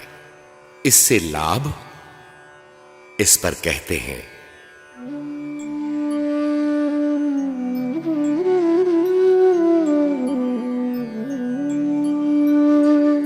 ततः परमा वश्यतेन्द्रियाणाम् उस प्रत्याहार से इंद्रियों पर पूर्ण विजय मिल जाती है। अतः प्रत्याहार का अभ्यास तब तक करना होता है जब तक इंद्रियां भली प्रकार वश में ना आ जाएं। जब इंद्रियां भली प्रकार वश में आ जाती हैं, उनमें भले बुरे संकल्प नहीं आते। यही जितेंद्रिय पुरुष के लक्षण है। इस प्रकार दूसरा पाद, साधन पाद, यहीं संपन्न होता है। निष्कर्ष, साधन पाद में महर्षि ने बताया कि साधना आरंभ कहां से होती है। एक ईश्वर के प्रति समर्पण, मन सहित इंद्रियों को इष्ट के अनुरूप तपाना अर्थात तप और स्वाध्याय, स्वयं का अध्ययन कि वृत्ति में योग विधि को कितना धारण कर पाए और कितनी त्रुटि रही, इस प्रकार अध्ययन करते हुए अग्रसर होने से योग क्रिया आरंभ हो जाती है। इस योग क्रिया के प्रभाव से क्लेश हल्के हो जाते हैं, क्षीण हो जाते हैं, तनु बलहीन हो जाते हैं और समाधि की भावना परिपुष्ट हो जाती है। जो क्लेश क्षीण होते हैं उनके नाम हैं अविद्या, अस्मिता, राग, द्वेष और अभिनिवेश। ये 5 क्लेश हैं। ये पांचों क्लेश जब कार्य नहीं करते तो प्रसुप्त, कभी तनु बलहीन, कभी विच्छिन्न जैसे हैं ही नहीं, और कभी उदार अवस्था में रहते हैं। एक क्लेश के उदार होने पर दूसरा विच्छिन्न सा प्रतीत होता है, जबकि वह यथावत है। इन सभी क्लेशों का आधार अविद्या है। अनित्य को नित्य, अपवित्र को पवित्र, दुख को सुख, अनात्मा को आत्मा मानना अर्थात असत्य में सत्य की प्रतीति होते रहना अविद्या है। प्रकृति और पुरुष, दृक् शक्ति और दर्शन शक्ति, इन दोनों का एक सा हो जाना अस्मिता है। रामचरितमानस में आता है, जड़ चेतन ही ग्रंथि परि गई, यद्यपि मृषा छूटत कठिनई। सुख की प्रतीति के पीछे रहने वाला क्लेश राग है। जहां सुख मिला राग होगा। दुख की प्रतीति के पीछे रहने वाला क्लेश द्वेष है। जिस किसी वस्तु या व्यक्ति से दुख होगा उससे द्वेष अवश्य होगा। जो स्वभाव से चला आ रहा है, जो मूढ़ों की भांति विवेकशील पुरुषों में भी विद्यमान पाया जाता है, वह अभिनिवेश अर्थात पूर्व निवास के प्रति ममत्व, जो हमारा निवास स्थान नहीं है किंतु हमने उसे अपना मान रखा है, यह अंतिम क्लेश है। प्रकृति के अंतर्गत जीवन यद्यपि हमारा नहीं है, फिर भी अनादिकाल से उसी में रहते आने के कारण उसके प्रति लगाव अभिनिवेश है। जीव का शुद्ध निवास तो परमात्मा है। तप, स्वाध्याय और ईश्वर प्रणिधान से बलहीन और सूक्ष्म अवस्था को प्राप्त ये क्लेश नष्ट करने योग्य है।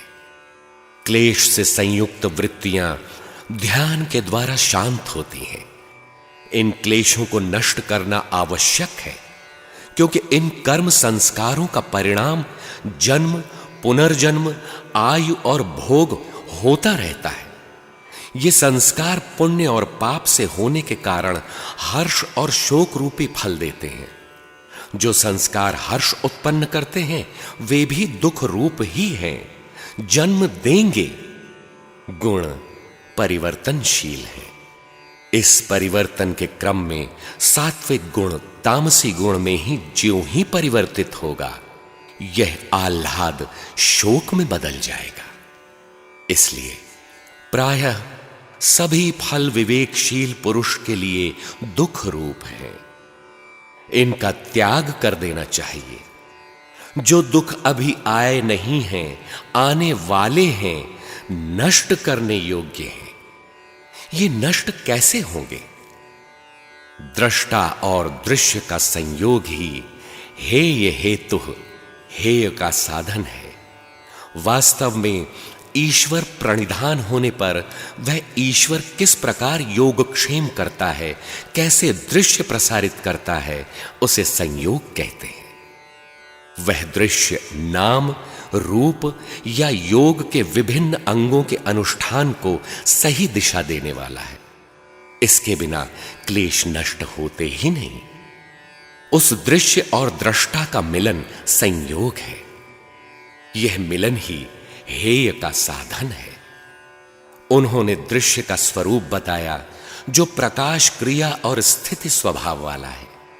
ज्योतिर्मय प्रकाश स्वरूप परमात्मा की प्राप्ति की क्रिया में आपकी अवस्था कैसी है, इस स्थिति का बोध कराना, पुरुष के लिए भोग और मुक्ति का संपादन करना ही जिसका प्रयोजन है। यह दृश्य जीवित प्राणियों और इंद्रियों के द्वारा ही स्वरूप प्रकट करता है। यह दृश्य प्रकृति के अंतर्गत नहीं है, क्योंकि यह दृष्टा के संसर्ग से संचालित है। दृश्य 4 रूपों में प्रसारित होता है: विशेष, अविशेष, लिंग और अलिंग। पुरुष विशेष ईश्वर दृश्य बताता है कि विशेष के परिवेश में आपकी पहुंच कैसी है। अविशेष प्रकृति है। दृश्य से सूचना मिलती है कि प्रकृति का कितना दबाव आपके ऊपर है। कभी यह दृश्य मूर्त रूप में अर्थात लिंग रूप में प्रकट होता है और कभी भगवान अमूर्त होकर समझाते हैं। आकाशवाणी, अंग स्पंदन आदि जिसके कई रूप हैं। दृष्टा आत्मा चेतन, ज्ञान स्वरूप और स्वभाव से सर्वथा शुद्ध है, निर्विकार है, किंतु बुद्धि वृत्ति के अनुरूप देखने वाला है। बुद्धि में वृत्तियों का जैसा दबाव है उसी आधार से यह दृश्य प्रसारित करता है। दृश्य का प्रयोग केवल दृष्टा के लिए है, किंतु जिस पुरुष का भोग और अपवर्ग रूपी कार्य पूर्ण हो चुका है उस पुरुष के लिए इस संयोग का कोई उपयोग नहीं रह जाता, फिर भी यह नष्ट नहीं होता। अन्य साधारण व्यक्तियों के मार्गदर्शन के लिए उसका उपयोग बना रहता है। उसके हित के लिए इस जानकारी का सूत्रपात उसे महापुरुष के माध्यम से होता रहता है। यह संयोग है क्या? स्वस्वामी शक्तियोः स्वरूपोपलब्धि हेतु संयोगः। स्वशक्ति अर्थात दृश्य जो मोक्ष दिलाता है, और स्वामी शक्ति पुरुष इन दोनों के स्वरूप की उपलब्धि संयोग है। यह दोनों साथ साथ कार्य करें, हमें उपलब्ध हो, हमारे साथ इनका संयोग हो, इनका मिलना संयोग है। इस संयोग के बिना साधन जागृत ही नहीं होता। संयोग का कारण अविद्या है। अविद्या के नष्ट होते ही संयोग भी नष्ट हो जाता है। यही हान है। पुनर्जन्मादि दुखों का अत्यंत अभाव है। यही चेतन आत्मा का कैवल्य पद है। गुरुदेव कहते थे, हानि हो जिससे 84, अर्थात अंडज, पिंडज, स्वेदज और उद्भिज, इन 4 रूपों में प्रसारित अनंत सृष्टि का अंत हो जाना, भव बंधन का छूट जाना हान है। यह हान विवेक ख्याति से आता है। विवेक ज्ञान के समय साधना ज्ञान की 7 भूमिकाओं से होकर गुजरती है। 7 में दक्षता आ जाने पर अशुद्धि का अंत होकर ज्ञान का प्रकाश हो जाता है। विवेक ज्ञान की प्राप्ति योग के अनुष्ठान से होती है, जिसके 8 अंग यम, नियम, आसन, प्राणायाम, प्रत्याहार, धारणा, ध्यान और समाधि है। यम 5 हैं: अहिंसा, सत्य, अस्तेय, ब्रह्मचर्य और अपरिग्रह। सतत अभ्यास से देश काल और जन्मादि की सीमा से ऊपर उठते ही ये यम सार्वभौम और महाव्रत बन जाते हैं।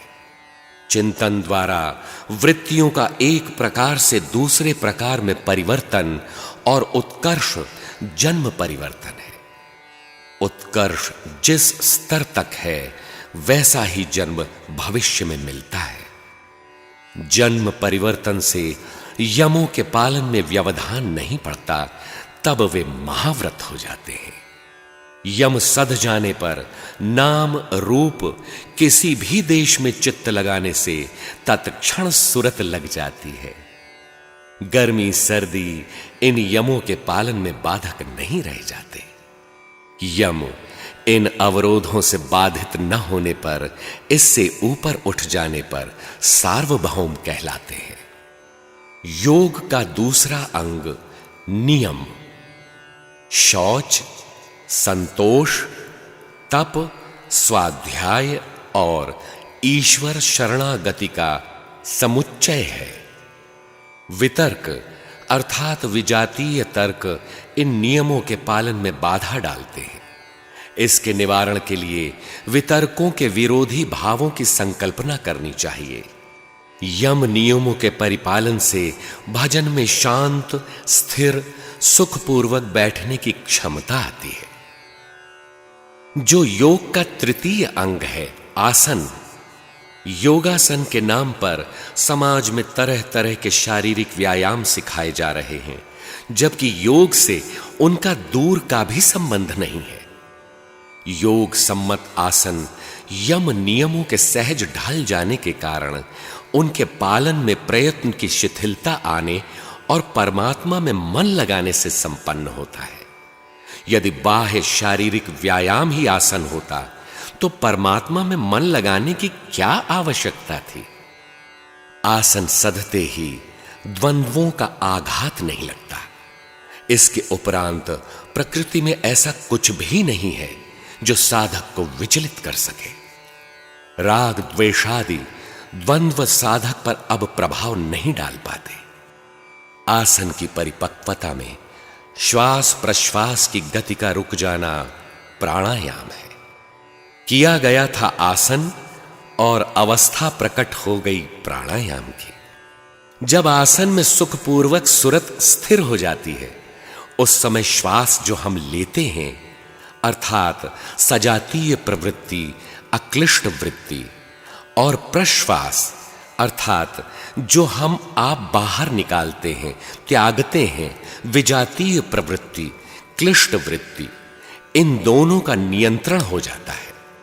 श्वास एक निर्धारित आयाम में अर्थात नाम या रूप में प्रवाहित होने लगती है।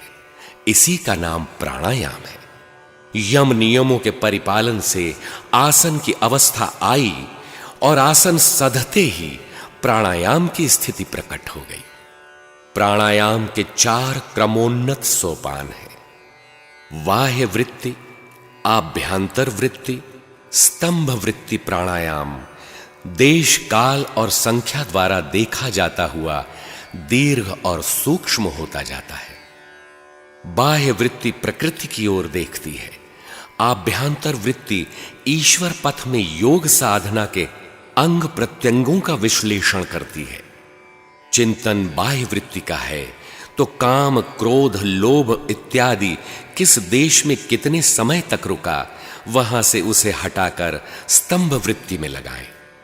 इसी तरह आभ्यंतर वृत्ति में गया चित्त विवेक, वैराग्य, शम, दम किस देश में कितने समय तक रुका संख्या द्वारा ज्ञात करें और वहां से हटाकर स्तंभ वृत्ति में लगाएं। इस प्रकार निरीक्षण करने से एक स्तर ऐसा आता है कि बाह्य आभ्यंतर विषयाक्षेपी चतुर्थ, बाह्य और आंतरिक विषयों का सर्वथा रुक जाना चौथा प्राणायाम है। प्राणायाम संपन्न होते ही प्रकाश स्वरूप परमात्मा और साधक के बीच पड़ा वृत्तियों का आवरण क्षीण हो जाता है। ईश्वर प्रतिभासित होने लगता है। मन में स्वरूप को धारण करने की क्षमता आ जाती है। आरंभिक अवस्था में साधक का मन नाम या रूप में टिकता नहीं। प्राणायाम के सधते ही यह विचलन समाप्त हो जाता है। नाम या रूप में कहीं भी सुरत स्थिर करना चाहे कर सकेंगे। योग का 5वां प्रस्तर है प्रत्याहार। विषयों के संबंध से रहित होने पर इंद्रियों का चित्त के साथ तदाकार हो जाना प्रत्याहार है। जिन विषयों से इंद्रियां प्रभावित थीं, उनका प्रभाव समाप्त हो जाता है। प्रत्याहार सधते ही इंद्रियों की परम वश्यता हो जाती है, जो जितेंद्रिय पुरुष की अवस्था है। इस प्रकार महर्षि पतंजलि प्रणीत योग दर्शन का 2वां पाद साधन पाद पूर्ण होता है, जिसमें योग के 8 अंगों में से 5 यम, नियम, आसन, प्राणायाम और प्रत्याहार का निरूपण इस पाद में हुआ।